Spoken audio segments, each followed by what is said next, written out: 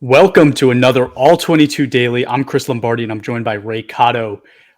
Yesterday, we kicked off talking about the interior of the offensive line. Ray, kick off today's discussion with Minnesota's John Michael Schmitz, which, by the way, sounds like he should be playing guitar for Elton John or something.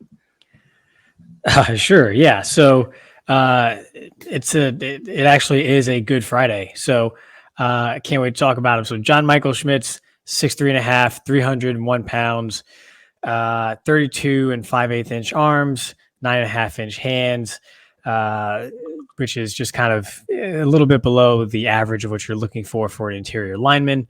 But from a height and weight perspective, pretty much what you could come to expect from someone who is primarily a center, but may have some flexibility between center and guard. So John Michael Schmitz, going through my notes here, does all the little things right, moves his feet consistently through contact, great hand placement, and naturally works his hands inside when hand fighting. He's physical, gets good movement in the run game, is really good at diagnosing what's happening early on and providing help when uncovered.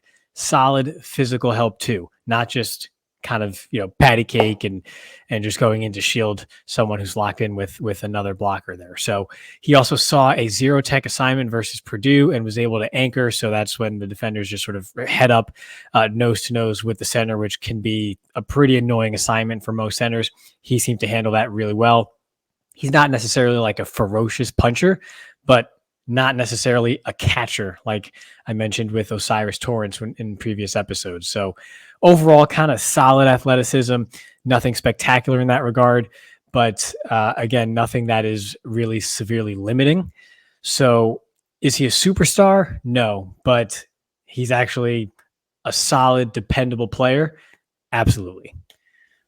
So we talked about this the other day a little bit, but how do we start to value the center position, right? Like in our game, it's one of the lowest valued positions.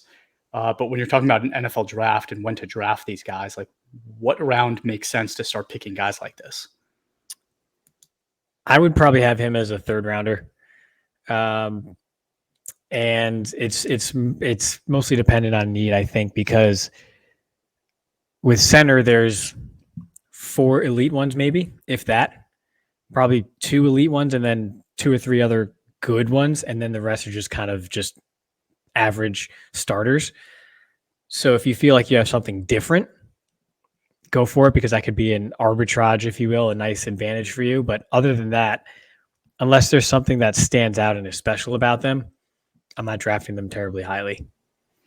Right. And the other day we talked about Peter Skoronski potentially being a guy that should move to the center position. How do you think those two guys rack up against each other? I would have to, it's hard to do without having actually seen Skoronski do it and just sort of projecting, but assuming Skoronski could actually get the snap and step down and not necessarily have an issue with sort of the just natural feel for the position. Physically, I think he would be better there just because he is more agile and can open things up more in the run game for you as a result of that. There's just a lot more you can do with an athlete like Skoronski at center that maybe you can't do with someone like John Michael Schmitz. But that's assuming the best case scenario for Skoronski. So it might be one of those deals where if I'm not drafting for need anymore in a rookie draft in All-22, and I'm in round 5 or something, and maybe I've already selected Skoronski a little bit earlier, I'm taking John Michael Schmitz as like that insurance because I know he's going to be solid and maybe not great, maybe nothing that gives me an advantage week to week, but he's not going to kill me either. And then it's just a matter of, does Skoronski hit that ceiling? Or, well, first, does he actually convert to center, right? Assuming he does, then does he actually hit that ceiling? Right. It seems like the draft community likes Schmitz a lot. I keep hearing good things about him. I watched his tape. I like him too. A lot of the reasons you said, right? He's good with his hands. He's violent. I like a lot of that part of his game. But I'm going to talk about Atonio Mafi, who's another big-bodied guard. He's 6'4", 338, and he played both on the left and right side over his career at UCLA. So he offers some positional flexibility that I think has a lot of value at the next level, right? You're never sure where those guys are going to end up. And if you played all his snaps in college at left guard, you'd want to know that he can play right guard as well. And I think you know that with him. He was only a full-time starter for 1 year out of his 4 years at UCLA, which is a little concerning to me. But in that 1 year, he had a really strong 88.3 run blocking grade, which was good for third among guards. And Ray, I finally found a guy that I think you will love because he is violent. Mafi is one of those guys that just goes for kill shots any chance he gets. He loves to use his pads for initial contact, that top of his shoulder pad for initial contact. And instead of just kind of using his hands for like the punch, he's a strong driver and never stops moving his feet. So again, just super violent, super strong. And I like seeing that at 6'4", 338. That's what you want to see, right? As a pass blocker, though, there are a lot of things that you want to see him do better. At times, he needs to do a better job creating space and control with his arms. He doesn't really do that. Like I said, he uses his body for pop instead of getting control. And his pad level can be a little high at times, which I think is something that should be easy to fix at the next level. His grading reflects this, though. As a pass blocker, he had a 70.9 grade by PFF as a senior, and that was the highest grade of his career for pass blocking, which is concerning, right? But I see a strong run blocker with good speed and good strength. He gets to the next level pretty easily and uses his length really nicely. So, again, he's not going to be a guy you take in the first round, maybe not even the second round, maybe not even the third round, honestly. But if you're in a position rounds 5, 6, 7 where he's still on the clock, I think you take him every day because the guard position is so thin. This is a guy that you'd want to take a bet on, especially if he lands in a run-first offense like Baltimore, Atlanta. Like those are just examples, but an offense like that with a really good running game. Yeah, he's fun. He's a fun one to watch. But you basically hit the nail on the head with him, right? I think his physicality and his aggressiveness is what gets him to trouble in pass protection more so than any sort of lack of ability. He doesn't have like the quickest feet, so he's never going to be an exceptional pass blocker that on the interior there. But I think what I saw more of an issue was his aggressiveness. So like, for example, he's quick to help a fellow blocker when there's no one in his gap. Mm-hmm. And he just looks to basically just take his helmet and bury it in a rusher's just ribs, right? Which is what you love to see when you're help blocking there, right? But he doesn't have that sort of innate awareness to say, okay, someone just vacated my gap. That means someone's probably coming from somewhere else to fill in. And he's too quick to go ahead and leave his gap to go ahead and help someone else out and deliver a blow in pass pro. And we saw that at times. I think I have in my notes here. It happened versus Oregon near the red zone where there was a delayed blitz. Someone dropped from his gap and he went and helped the left tackle with the rusher on the edge. And then someone just came clean in and got a hit on the quarterback because he was just so quick to find someone to engage because he just seems to just love contact.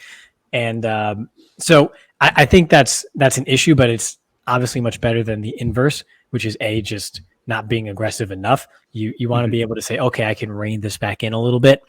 But the long and short of it is he's a power player. He's a bully. And that's his calling card. He leans into it with everything he does. He knows what he is and he plays like it unapologetically, which is just awesome to see.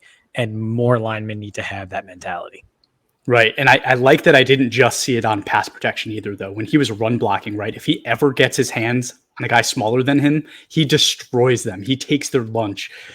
It's awesome to see. I'm not really great at doing interior offensive lineman comparisons, right? And you hate comparisons, but like you see some of the killer instinct that like a Ryan Jensen has, right? Which is like really fun. Like he's a guy you'd never want to play against and you want on your team. So that's kind of cool. But Ray, any other thoughts just on like where you would take these guys? It's tough because here's the thing. Mafi's probably the most fun player to watch.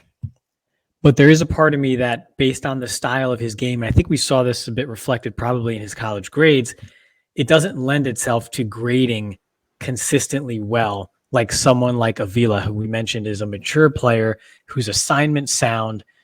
No, he's not going to put people on their back as often, right? He's not as physical, but he's got that mature sort of steady sense about his play. Mafi's not that. Mafi is a little crazy. He plays with his hair on fire, and I love it. But he's susceptible to misassignments. He's a little bit over aggressive, and pro players may take advantage of that. And I see him as a player with some variable sort of, grading week to week where there's some variance there and it might not be the most dependable option. So I would take him in an all-22 draft. I'm probably looking at, again, late round 3, maybe early round 4. It's probably the right spot for him just because there is some scarcity when it comes to guards overall. And he's not necessarily an elite prospect, but someone that will be a starter and will probably have some really high highs, but more lows than you might anticipate from some other players in this class. And since my beagle is screaming on the top of his lungs, I think that's probably a good time to wrap it up.